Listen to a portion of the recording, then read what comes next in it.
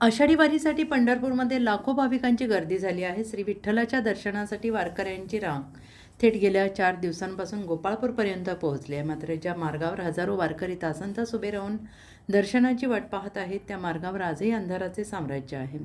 गोपाळपूर येथील दर्शन रांगेलगत असणारी तब्बल 8 ते 10 रोड लाईट पूर्णपणे बंद आहेत. त्यामुळे महिला, ज्येष्ठ नागरिक, लहान मुले आणि इतर भाविकांना अंधारातच रांगेत उभे राहावे लागत आहे. या दर्शन रांगेच्या शेजारील रस्त्यावर अद्यापही रोड लाईटची व्यवस्था करण्यात आलेली नाही. त्यामुळे रात्रीच्या वेळी हजारो वारकऱ्यांना अंधारातच रांगेत उभं राहून दर्शनाची प्रतीक्षा करावी लागत आहे. यामध्ये लहान मुले, महिला, ज्येष्ठ नागरिक आणि दिव्यांग भाविकांचा मोठ्या प्रमाणात समावेश आहे. अंधारामुळे अपघात होण्याची भीती, चोरीसारख्या घटना घडण्याची शक्यता वाढलेली आहे.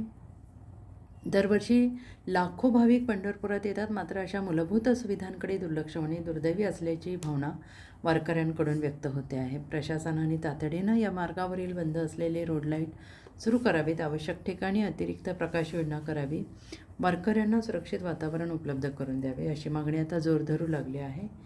दुसरीकडे पंढरपूरमधील VIP रोड मात्र प्रकाशाने झगमगत आहेत. प्रश्न असा आहे की VIPंसाठी सर्व सुविधा उपलब्ध होत आहेत, मग विठ्ठलाच्या दर्शनासाठी आलेल्या सामान्य वारकऱ्यांसाठी मूलभूत प्रकाश व्यवस्था का नाही? अंधारामुळे अपघात, चेंगराचेंगरी किंवा इतर अनुचित घटना घडल्यास त्याची जबाबदारी कोण घेणार? वारकऱ्यांच्या सुरक्षिततेपेक्षा VIP मार्ग अधिक महत्त्वाचा आहे का? प्रशासनाने तातडीनं गोपाळपूर दर्शन रांगेलगत जे बंद असलेले सर्व रोड लाईट सुरू करून वारकऱ्यांना सुरक्षित वातावरण उपलब्ध करून द्यावे अशी मागणी भाविकांकडून होते आहे. तेज महाराष्ट्र वार्ता, पंढरपूर.